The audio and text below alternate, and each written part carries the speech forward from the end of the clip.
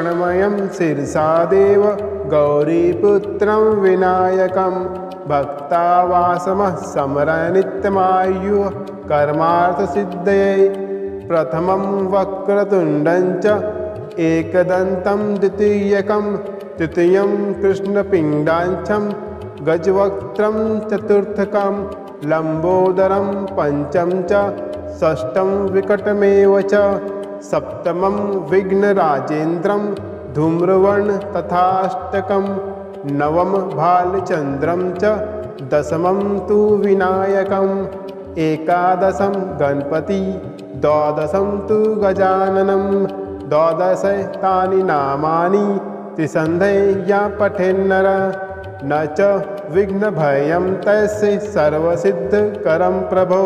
विद्यार्थी लभते विद्यां धनार्थी लभते धनं पुत्रार्थी लभते पुत्रान् मोक्षार्थी लभते गतिं जपेत गणपति स्तोत्रं षण्भिर्मासैः फललभेत संवत्सरेण सिद्धिं च लभते नात्र संशयः।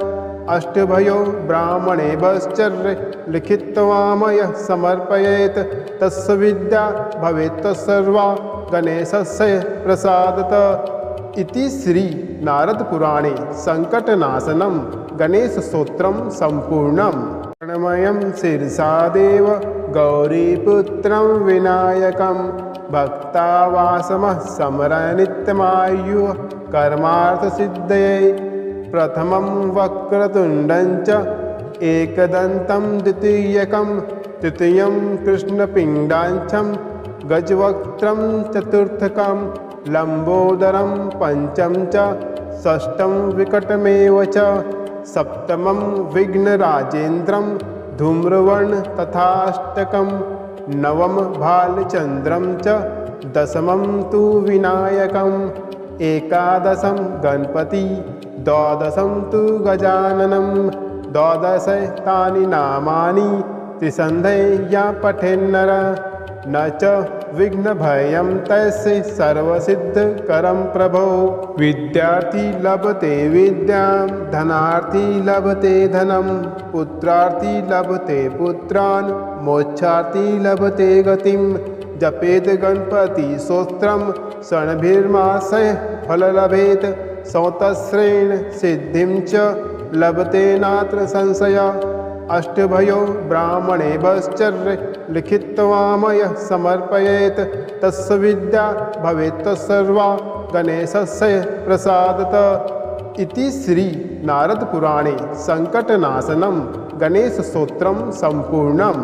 प्रणमयं शिरसा देव गौरीपुत्रं विनायकं भक्तावासमः स्मरनित्यमायुः कर्मार्थसिद्धये प्रथमं वक्रतुण्डं च एकदन्तं द्वितीयकं तृतीयं कृष्णपिण्डाक्षं गजवक्त्रं चतुर्थकं लम्बोदरं पंचम च षष्ठं विकटमेव च सप्तमं विघ्नराजेन्द्रं धूम्रवर्ण तथाष्टकं नवम भालचन्द्रं च दशमं तु विनायकम् एकादशं गणपति द्वादशं तु गजाननं द्वादश तानि नामानि त्रिसन्ध्यया पठेन्नर न च विघ्नभयं तस्य सर्वसिद्धकरं प्रभो।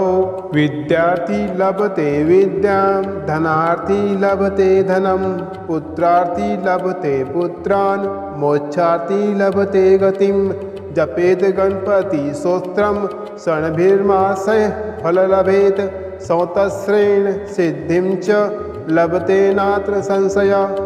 अष्टभयो ब्राह्मणेभ्यश्चर्य लिखित्वामयः समर्पयेत् तस्य विद्या भवेत् सर्वा गणेशस्य प्रसादतः। इति श्री नारद पुराणे संकटनाशनं गणेशस्तोत्रं सम्पूर्णम्।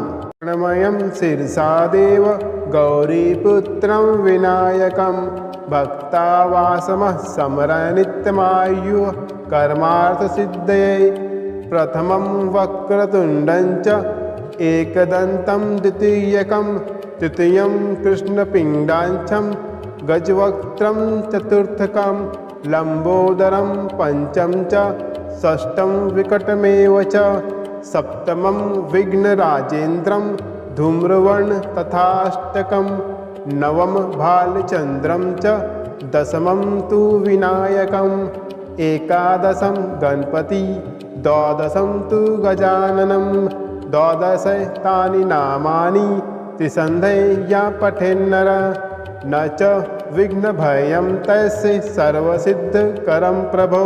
विद्यार्थी लभते विद्यां धनार्थी लभते धनं पुत्रार्थी लभते पुत्रान् मोक्षार्थी लभते गतिं जपेद गणपति स्तोत्रं षण्भिर्मासैः फललभेत संवत्सरेण सिद्धिं च लभते नात्र संशयः। अष्टभयो ब्राह्मणे वश्चर्य लिखित्वामयः समर्पयेत् तस्य विद्या भवेत् सर्वा गणेशस्य प्रसादतः। इति श्री नारद पुराणे संकटनाशनं गणेशस्तोत्रं सम्पूर्णम्। प्रणमयं शिरसा देव गौरीपुत्रं विनायकं भक्तावासमः स्मरनित्यमायुः कर्मार्थसिद्धये। प्रथमं वक्रतुण्डं च एकदन्तं द्वितीयकं तृतीयं कृष्णपिण्डाक्षं गजवक्त्रं चतुर्थकं लंबोदरं पंचम च षष्ठं विकटमेव च सप्तमं विघ्नराजेन्द्रं धूम्रवर्ण तथाष्टकं नवम भालचंद्रं च दशमं तु विनायकम् एकादशं गणपति द्वादशं तु गजाननं द्वादशैतानि नामानि त्रिसन्ध्या पठेन्नर न च विघ्नभयं तस्य सर्वसिद्धकरं प्रभो। विद्यार्थी लभते विद्यां धनार्थी लभते धनं पुत्रार्थी लभते पुत्रान् मोक्षार्थी लभते गतिं जपेद गणपति स्तोत्रं षण्भिर्मासैः फललभेत संवत्सरेण सिद्धिं च लभते नात्र संशयः। अष्टभयो ब्राह्मणे वश्चर्य लिखित्वामयः समर्पयेत् तस्य विद्या भवेत् सर्वा गणेशस्य प्रसादतः। इति श्री नारद पुराणे संकटनाशनं गणेशस्तोत्रं सम्पूर्णम्। प्रणमयं शिरसा देव गौरीपुत्रं विनायकं भक्तावासमः स्मरनित्यमायुः कर्मार्थसिद्धये। प्रथमं वक्रतुण्डं च एकदन्तं द्वितीयकं तृतीयं कृष्णपिण्डाक्षं गजवक्त्रं चतुर्थकं लंबोदरं पंचम च षष्ठं विकटमेव च सप्तमं विघ्नराजेन्द्रं धूम्रवर्ण तथाष्टकं नवम भालचंद्रं च दशमं तु विनायकम् एकादशं गणपति द्वादशं तु गजाननं द्वादशैतानि नामानि त्रिसन्ध्या पठेन्नर न च विघ्नभयं तस्य सर्वसिद्धकरं प्रभो। विद्यार्थी लभते विद्यां धनार्थी लभते धनं पुत्रार्थी लभते पुत्रान् मोक्षार्थी लभते गतिं जपेद गणपति स्तोत्रं षण्भिर्मासैः फललभेत संवत्सरेण सिद्धिं च लभते नात्र संशयः। अष्टभयो ब्राह्मणे वश्चर्य लिखित्वामयः समर्पयेत् तस्य विद्या भवेत् सर्वा गणेशस्य प्रसादतः। इति श्री नारद पुराणे संकटनाशनं गणेशस्तोत्रं सम्पूर्णम्। प्रणमयं शिरसा देव गौरीपुत्रं विनायकं भक्तावासमः स्मरनित्यमायुः कर्मार्थसिद्धये। प्रथमं वक्रतुण्डं च एकदन्तं द्वितीयकं तृतीयं कृष्णपिण्डाक्षं गजवक्त्रं चतुर्थकं लंबोदरं पंचम च षष्ठं विकटमेव च सप्तमं विघ्नराजेन्द्रं धूम्रवर्ण तथाष्टकं नवम भालचंद्रं च दशमं तु विनायकम् एकादशं गणपति द्वादशं तु गजाननं द्वादशैतानि नामानि त्रिसन्धया पठेन्नर न च विघ्नभयं तस्य सर्वसिद्धकरं प्रभो। विद्यार्थी लभते विद्यां धनार्थी लभते धनं पुत्रार्थी लभते पुत्रान् मोक्षार्थी लभते गतिं।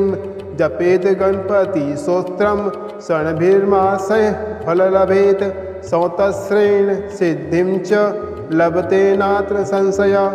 अष्टभयो ब्राह्मणे वश्चर्य लिखित्वा मयः समर्पयेत् तस्य विद्या भवेत् सर्वा गणेशस्य प्रसादतः। इति श्री नारद पुराणे संकटनाशनं गणेशस्तोत्रं सम्पूर्णम्। प्रणमयं शिरसा देव गौरीपुत्रं विनायकं भक्तावासमः स्मरन् नित्यमायुः कर्मार्थसिद्धये। प्रथमं वक्रतुण्डं च एकदन्तं द्वितीयकं तृतीयं कृष्णपिण्डाक्षं गजवक्त्रं चतुर्थकं लम्बोदरं पंचम च षष्ठं विकटमेव च सप्तमं विघ्नराजेन्द्रं धूम्रवर्ण तथाष्टकं नवम भालचन्द्रं च दशमं तु विनायकम् एकादशं गणपति द्वादशं तु गजाननं द्वादश तानि नामानि त्रिसन्धया पठेन्नर न च विघ्नभयं तस्य सर्वसिद्धकरं प्रभो। विद्यार्थी लभते विद्यां धनार्थी लभते धनं पुत्रार्थी लभते पुत्रान् मोक्षार्थी लभते गतिं। जपेत गणपति स्तोत्रं षण्भिर्मासैः फललभेत संवत्सरेण सिद्धिं च लभते नात्र संशय। अष्टभयो ब्राह्मणे वश्चर्य लिखित्वा मयः समर्पयेत् तस्य विद्या भवेत् सर्वा गणेशस्य प्रसादतः। इति श्री नारद पुराणे संकटनाशनं गणेशस्तोत्रं सम्पूर्णम्। प्रणमयं शिरसा देव गौरीपुत्रं विनायकं भक्तावासमः स्मरन् नित्यमायुः कर्मार्थसिद्धये।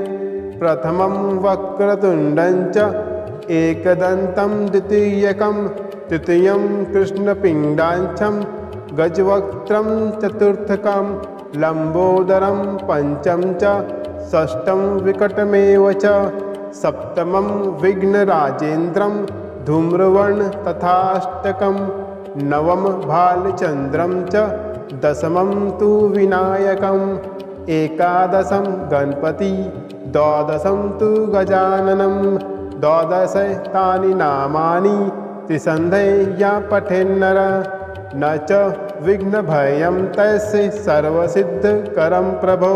विद्यार्थी लभते विद्यां धनार्थी लभते धनं पुत्रार्थी लभते पुत्रान् मोक्षार्थी लभते गतिं।